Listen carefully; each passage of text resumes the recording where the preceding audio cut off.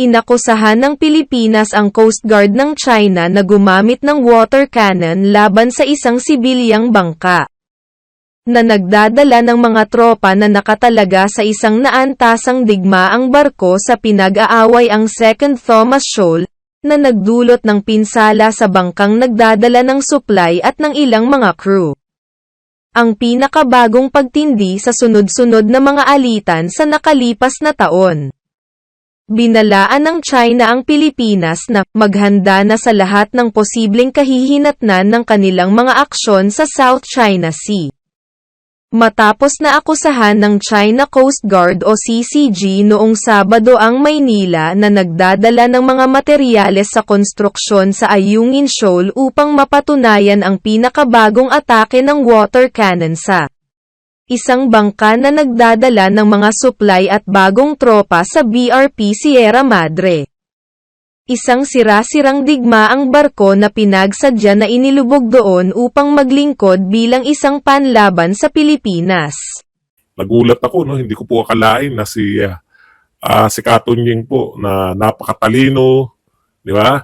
Isa po sa mga broadcaster na akala natin ay patas. Matalino naman po, no? Yung dala-dala niya na po ngayon yung simpleng pantira nila kay Sara Duterte na bakit hindi kumikibo si Sara Duterte. Sinamantala nila ngayong bagong bombahan, no? Binomba na naman po, binombit na naman tayo ng water cannon.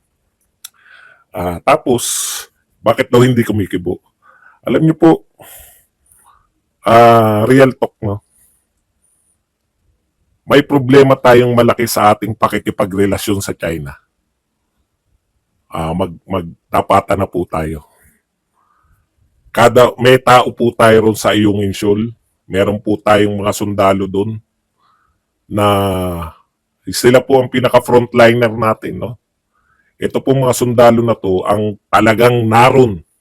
Frontline talaga. Talagang kitang-kita nila yung mga barko ng China. Araw-araw po sila. Frontline po sila. Talagang yun ang digmaan talaga, no? Yun talagang nasa war zone, ika nga. Kahit wala tayong gera. Frontliner talaga. The least na magagawa po natin, masuplayan po sila ng maayos. Malaki po ang problema natin dahil tuwing nagpapadala tayo ng supply, hinaharang tayo. Tayo po ay binobombit ng tubig, water cannon, binabangga. Wala pong problema. Ano po yan? Alam po natin yan, no? Yan po ay totoong pambubuli po yan ng China. Pero ano po ang gagawin natin? No? Sapat na po ba na tayo po ay mag-video? Sapat na ba na ikundina natin yung China? Paulit-ulit tayo. Kinukundina ko yung ginagawa ng China sa atin. Pero dapat po yung gobyerno natin maging malinaw na po. No? Maging malinaw na po sa gobyerno natin na dapat humanap na po ng solusyon dito. Hindi po uubra na kung twice a month o every week tayo nagpapadala, every week o every month o twice a month tayo nagpapadala ng supply, haharangin tayo, bubombahin, wala tayong gagawin. Lagi-lagi. Is either tayo po ay alam niyo po yun? No? Is either bombahin din natin sila ng kanyon, makipagtugisan talaga tayo sa kanila, or makipag-usap tayo. Nagawa po yan for 6 years ni Pangulong Duterte. Huwag po niyong ibabalik kasi wala pong katotoran yung mga sinasabi niyong na solusyon. Ano po yung hinahanap niyo kay BP Sara na magsalita? Ano, para saan? Halimbawa po, kinundina ni BP Sara, nalutas ba? Nakakatawa po yung gusto niyong mangyari. May real problem tayo, ang gusto niyong solusyon, hindi naman talaga solusyon.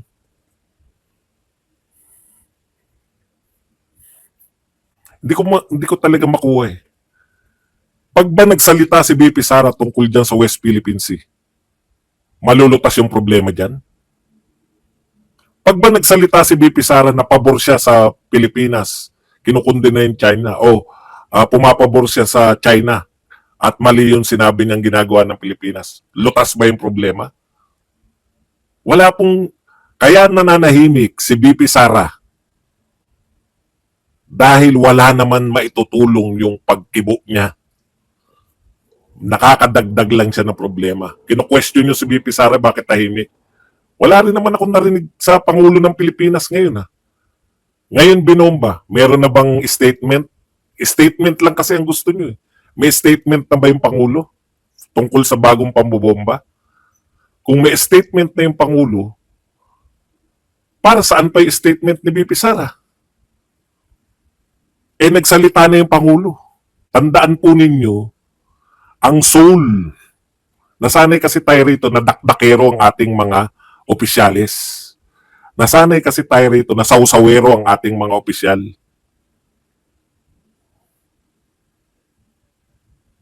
Nararapat ba na sumausawan lahat?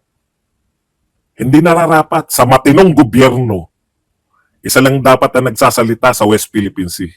Yung may otoridad na magsalita. Gusto ninyo lahat magsalita? Kung iba-ibang sinabi, halimbawa, bibigyan ko kayo ng halimbawa. Una, nung una tayong binomba, nagsalita yung Senate President. Senate President, pangatlo sa pinakamataas na tungkulin. Ano sinabi niya? Boycott China. Yan ba opisyal ng pamahalaan? Yan ba ang opisyal na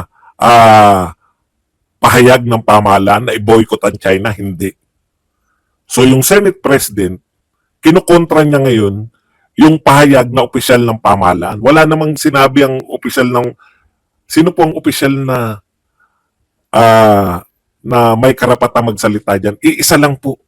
Pagdating ng foreign policy, tanging presidente lamang. Katulad nun, anti-China po yung sentiment ni Senate President.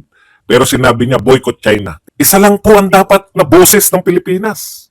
Bakit po yung Senate President, boycott China? Boycott China product. O ano po nangyari dun sa sinabi ng Senate President? May umintindi ba? Na-reduce ngayon sa katatawanan. Na-reduce ngayon sa pagiging komiko. Walang silbi yung pagiging Senate President niya kasi wala namang sumunod sa kanya na tao ng gobyerno. Alam ko naman kung bakit nyo gustong pagsalitain si Sara Duterte. Alam nyo kung anong gagawin nyo? Bakit ka nagsasalita? Pag pabor sa pamahalaan sila, bakit mo pinangungunahan yung gobyerno? Pag hindi pabor sa pamahalaan pag hindi sila pareho ni BBM na sinabi, bakit mo kinukontra yung Pangulo? Pag pabor naman ang sinasabi ni BP Sara, bakit mo pinangungunahan ng Pangulo? Walang lusot eh. Tama ba ang ginagawa ng mga opisyal na lahat sila may pahayag? Hindi. Sino ang tamang gumagawa dyan sa West Philippine Sea? Alam po ba, Katunying? Alam mo ba, no? Alam mo ba, Katunying, na very sensitive yung issue ng West Philippine Sea? Na anytime pwede tayo magkaroon ng digmaan pag mali po ang handling? O alam mo pala? Malamang alam mo yan. Kasi matalino ka eh. Alam mo, Katunying, matalino ka eh. Huwag ka pong gumaya sa mga iba. Hinahangaan kita, matalino ka, lapit mo ulo mo, Katunying. Sa inyo ko nakuha tong lapit nyo ulo. Lapit mo ulo mo, Katunying, at aayusin natin yung buhok mo. Alam mo, no, na dapat hindi nagsasalita ang ibang opisyalis. Ang proper decorum, yung mga involved lang dahil pag lahat tayo nagsalita at na-misinterpret ng China at ng iba pang bansa, maaaring mauwi sa kaguluhan. BP Sara, being intellectually gifted as she is, pinagdugtong-dugtong ko lang para maganda lang pakinggan. Dahil napakatalino po ni BP Sara, alam niya po kung saan niya ilalagay ang kanyang sarili. Hindi niya kinakailangan magsalita. Dahil lang sa anumang sabihin ni BP Sara, ay wala pong talab yan. Sabi niyo, magsalita siya dahil binomba. Nagsalita na ba yung Pangulo ngayon? Ngayon binomba, nagsalita na ba yung Pangulo? Bakit gusto niyo magsalita si BP Sara? Kung kinundinan niyo kung kinundinan niyo yung China sa ginawa ng China, ano sasabihin niyo? Bakit mo pinangungunahan yung presidente? Alam na namin yan eh. Kung nagsalita naman siya na mukhang hindi niya kinukundina ang China, sasabihin niyo naman, pro-China ka kasi. Walang lusot sa inyo. Bakit hayaan ni BP Sara na kayo magdikta sa kanyang gagawin? Hindi po pwede na kayo. Mas matalino sa inyo mga Duterte. Di ba? Sa mga supporter pa lang ni Duterte, hindi na kayo uubra eh. Sa mga Duterte pa.